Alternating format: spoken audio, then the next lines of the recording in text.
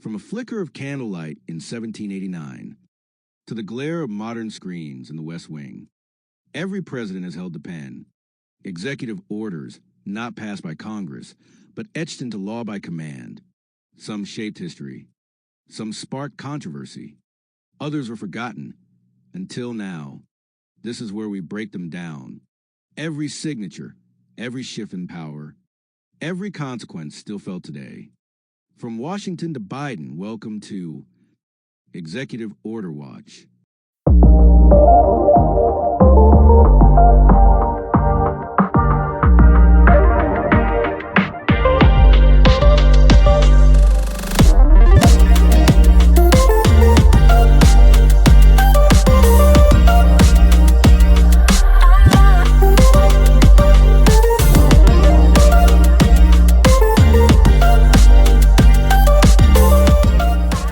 Democracy, we live for it. For democracy, we fight for it. For democracy, we've died for it. And for democracy, we watch it.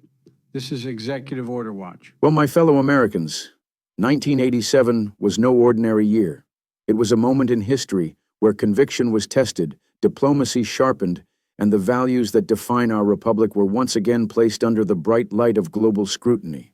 And I was proud to be your president through it all. Now let's be clear. We faced challenges, foreign and domestic, that required steady hands and unwavering principles. At home, the winds of change blew through the halls of Congress as we wrestled with balancing budgets, reforming government programs, and safeguarding our economy against inflation and uncertainty. But abroad, the stakes were even higher. The Cold War had not ended, but it began to thaw, and I made it my mission to press forward with clarity, not compromise. In June, I stood before the Brandenburg Gate in Berlin and spoke the words heard around the world. Mr. Gorbachev, tear down this wall. That wasn't just a speech. It was a challenge to an entire system of repression, a call to freedom for millions behind the Iron Curtain. And by December, we had signed the INF Treaty, the Intermediate Range Nuclear Forces Agreement, a monumental step in reducing nuclear arms. That treaty didn't just eliminate missiles.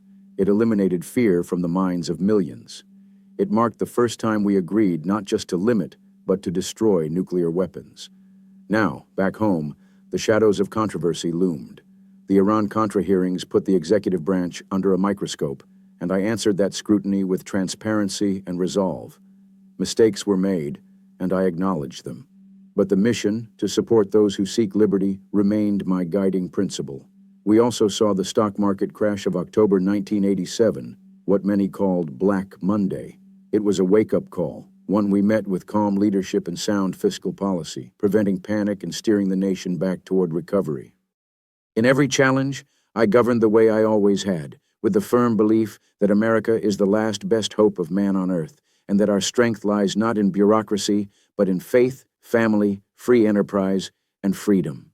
And now, as we turn the page to the next chapter, we'll take a closer look at the executive orders I issued that year, each one shaped by the moments I just spoke about. We'll explore how those directives addressed national security, advanced reform, and touched lives in ways that still matter today. So stay with us, because history is not just about what happened. It's about why it mattered. And in 1987, we made history together. Executive Order 12,580 Superfund implementation on January 23, 1987.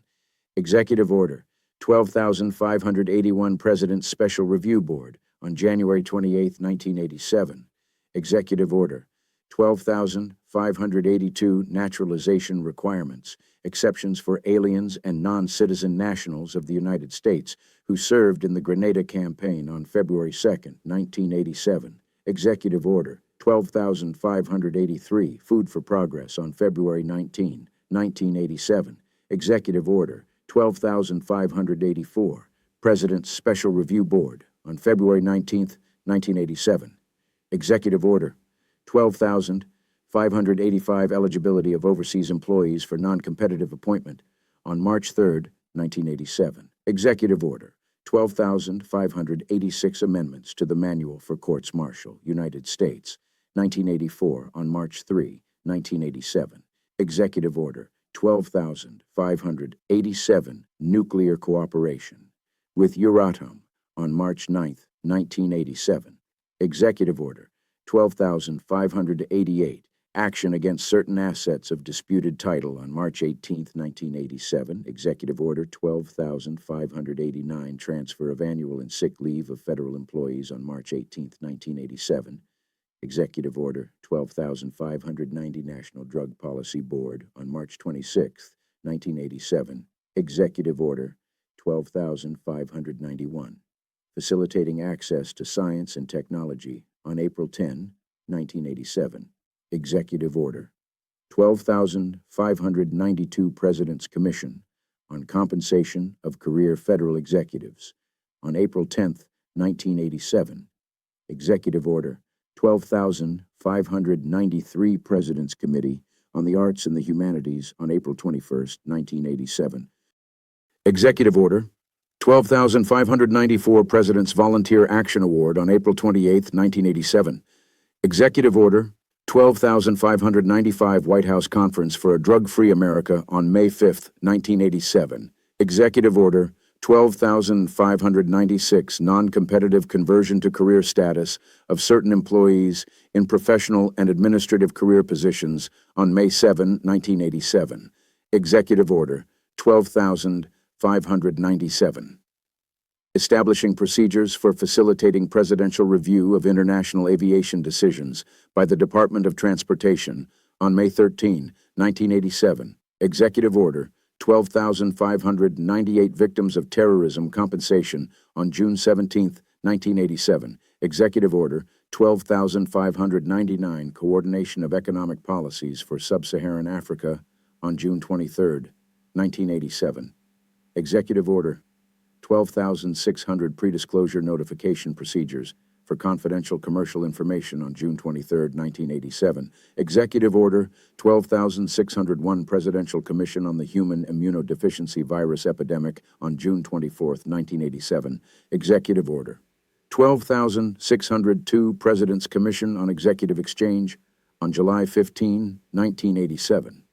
Executive Order 12,603, Presidential Commission on the Human Immunodeficiency Virus Epidemic on July 16, 1987. Executive Order 12,604, Presidential Board of Advisors on Private Sector Initiatives on August 5, 1987.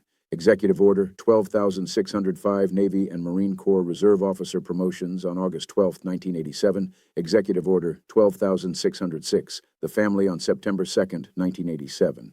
Executive Order 12,607, President's Commission on Privatization on September 2, 1987. Executive Order 12,608. Elimination of unnecessary executive orders and technical amendments to others on September 9, 1987. Executive Order 12,609, President's Commission on Compensation of Career Federal Employees on September 23, 1987. Executive Order 12,610, continuance of certain federal advisory committees on September 30, 1987. Executive Order 12,611, delegating authority to implement assistance for Central American democracies and the Nicaraguan democratic resistance on October 15, 1987. Executive Order 12,612, federalism on October 26, 1987. Executive Order 12,613, prohibiting imports from Iran on October 29, 1987. Executive Order 12,614, Presidential Task Force on Market Mechanisms on November 5, 1987. Executive Order 12,615, Performance of Commercial Activities on November 19, 1987. Executive Order 12,616, providing for the restoration of law and order in the state of Georgia on November 24, 1987. Executive Order 12,617, President's Advisory Committee on Mediation and Conciliation on December 17, 1987. Executive Order 12,618, Uniform Treatment of Federally Funded Inventions on December 22, 1987.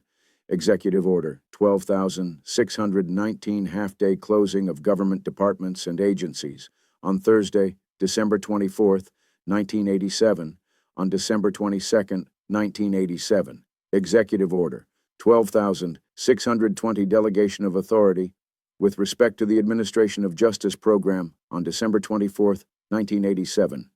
Executive Order 12,621 President's Task Force on Market Mechanisms on December 29, 1987. Executive Order 12,622 Adjustments of certain rates of pay and allowances on December 31, 1987. Pauline's Pizza. Hello where we again, deliver friends. happiness one slice at a time.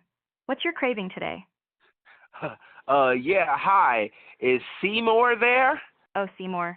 I think he might be busy making our special pies. But hey, why not swing by the pizzeria? We've got a pie with your name on it. Anything else I can help you with? I was looking for Seymour Butts.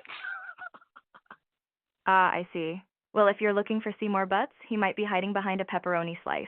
Anything else I can do for you today? No, that's it. I'm Terrence, a marketing professional with a passion for helping your business grow smarter and faster.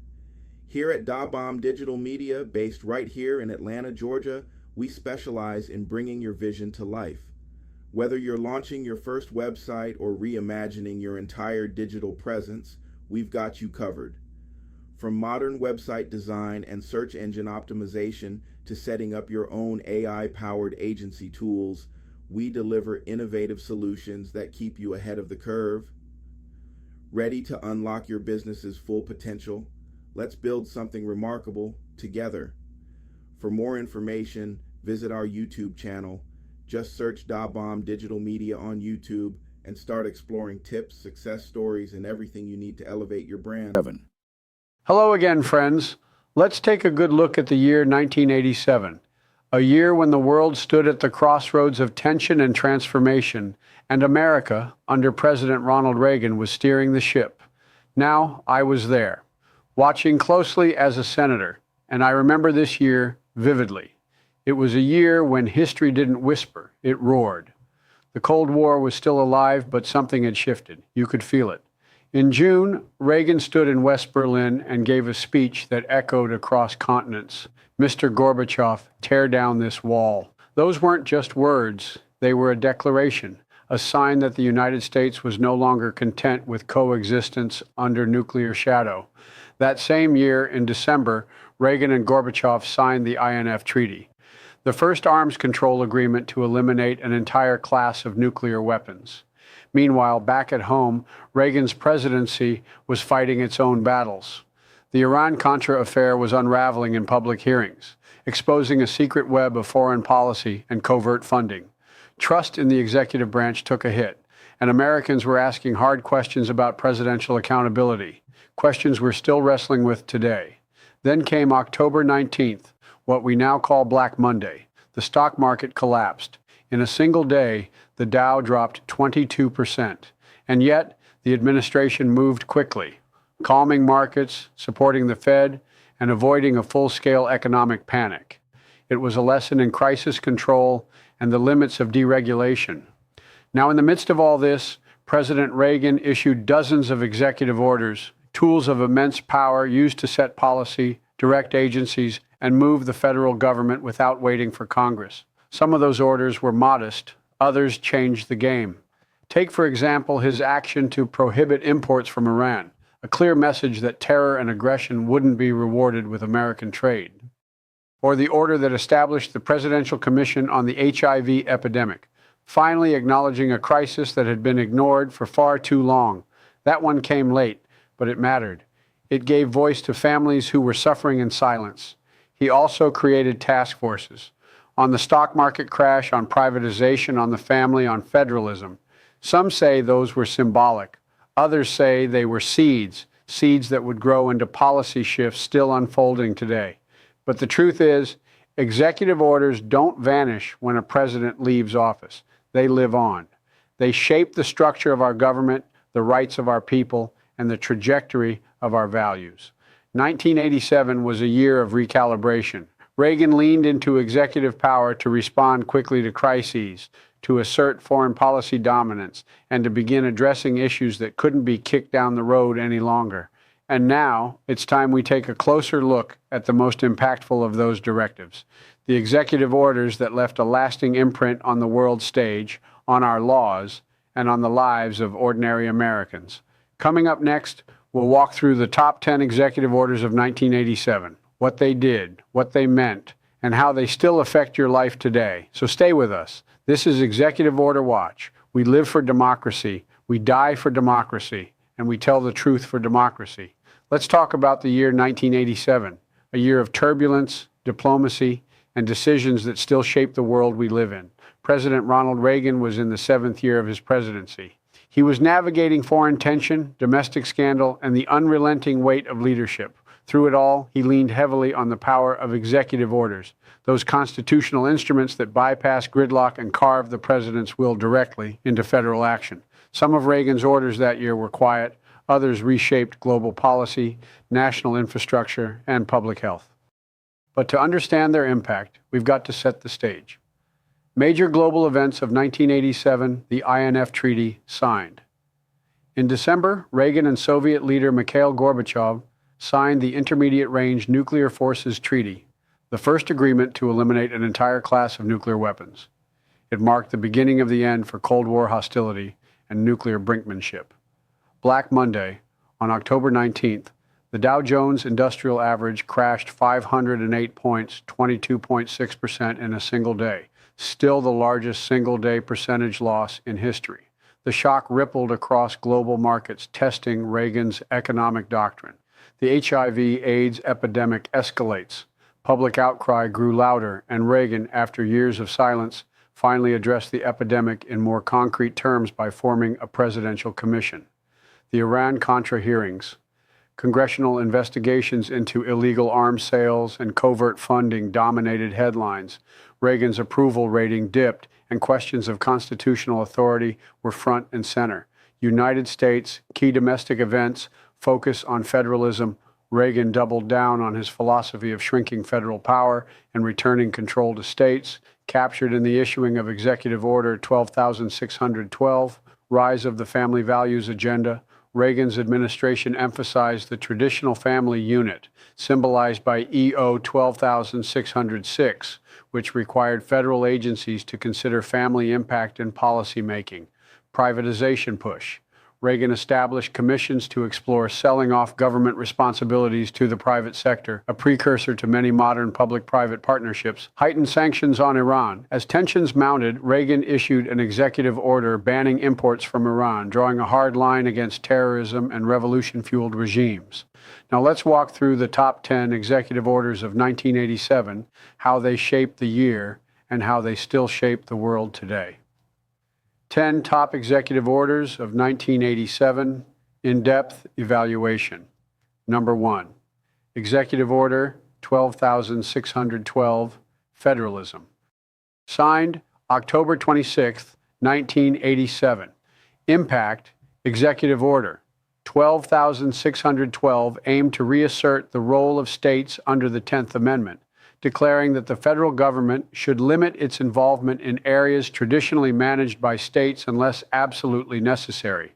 It required all federal agencies to evaluate whether their actions infringed on state powers. This was Reagan codifying his core belief: government closest to the people governs best. Lasting effect. Though revoked under Clinton, its principles persist in conservative legal frameworks today. It helped inspire lawsuits challenging federal mandates, e.g., Affordable Care Act resistance by states, ongoing education policy debates over Common Core gun rights arguments grounded in states' rights. Executive Order 12,612 remains a template for modern Federalist arguments, especially among groups seeking to limit federal oversight in local governance. Number 2, Executive Order 12,613, prohibiting imports from Iran. Signed October 29, 1987. Impact. This was Reagan's sharpest economic rebuke to the Iranian regime, banning all imports from Iran. It came amid rising tensions over terrorism and Iran's support for radical movements abroad. This move marked a shift. Economic sanctions as a frontline tool of U.S. foreign policy, not just military power. Lasting effect. Executive Order 12,613 laid the groundwork for today's complex sanctions regime against Iran.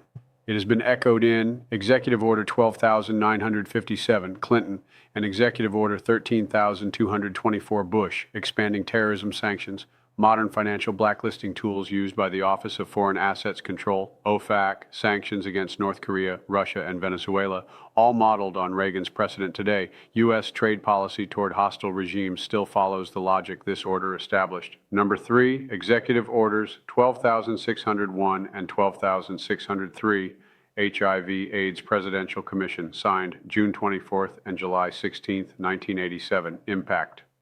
Under intense pressure from activists, scientists, and public health experts, Reagan established the Presidential Commission on the HIV epidemic. Until then, his administration had been largely silent on AIDS, despite its devastating toll. The commission, led by Admiral James Watkins, investigated federal failures, stigma, and gaps in treatment, and recommended sweeping changes. Lasting effect, though long overdue, this order was a turning point in national HIV/AIDS policy. It eventually led to the Ryan White Care Act, 1990, helped normalize public health funding for infectious diseases, inspired today's PEPFAR initiative, President's Emergency Plan for AIDS Relief, launched under George W. Bush. Executive Order 12,601 and 12,603 began the federal acknowledgement of HIV/AIDS as a public health crisis, not just a social issue. Number 4, Executive Order 12,606, the family signed September 2nd, 1987. Impact. This order required all federal agencies to assess how their regulations or policies would impact the integrity of the family unit. It was Reagan's way of embedding family values into the DNA of the federal government. It reflected the era's growing cultural conservatism and focus on parental authority, traditional households, and moral education. Lasting effect, Executive Order 12,606 is still referenced by religious liberty advocates, school curriculum battles involving sex ed, gender, and parental rights, critics of federal oversight in family courts and foster care policy. Though revoked in 1997, the ideological framework lives on through state-level legislation and conservative think tank proposals centered on protecting the family. Number 5, Executive Order 12,600, Pre-Disclosure Notification Procedures. Signed June 23rd, 1987. Impact. This order set procedures to notify businesses when the government received a Freedom of Information Act FOIA request that could expose their confidential data. It gave them a chance to argue for redaction or exemption before disclosure. It was a balancing act, transparency for the public, but protection for private industry.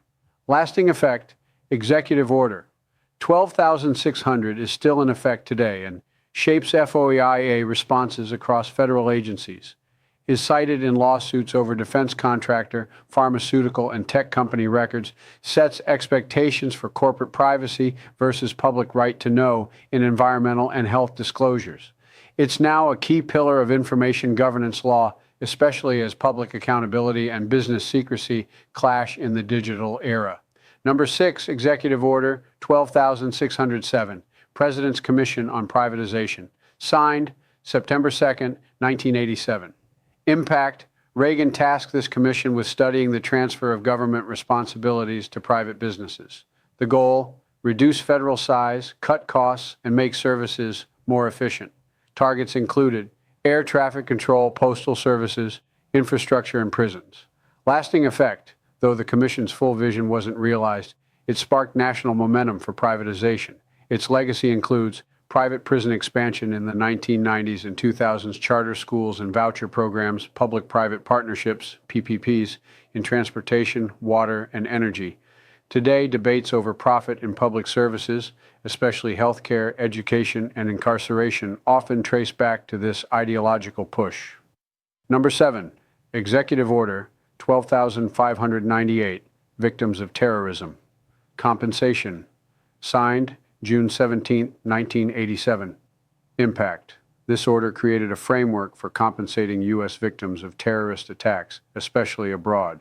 It acknowledged that state-sponsored terrorism had direct civilian consequences, and the government bore responsibility to help. Lasting effect, Executive Order 12,598 became the blueprint for the Victims of Terrorism Compensation Fund, VTVCF. post 9/11 victim compensation programs, legal frameworks allowing U.S. citizens to sue foreign sponsors of terrorism. Today, it's part of the Justice for Victims of Terrorism Act and remains a moral commitment embedded in U.S. counterterrorism policy. Number 8, Executive Orders 12,614 and 12,621. Task Force on Market Mechanisms, signed November 5th and December 29, 1987. Impact. These orders responded to Black Monday, the October 1987 stock market crash. The task force examined what went wrong in a new era of computerized trading and offered recommendations to stabilize future crashes. Lasting effect. Their findings led to creation of circuit breakers, automatic halts in trading during sharp declines, greater scrutiny of high-frequency trading algorithms, institutionalization of financial risk modeling. The next time you hear the market paused during a dive, it's thanks to the groundwork laid by this task force. Number 9, Executive Order 12,599, Economic Policy for Sub-Saharan Africa, signed June 23, 1987. Impact. This order coordinated American economic, trade, and aid policy towards sub-Saharan African nations, emphasizing growth, democracy, and development. It came at a time when Cold War proxy conflicts and famine dominated headlines from Africa.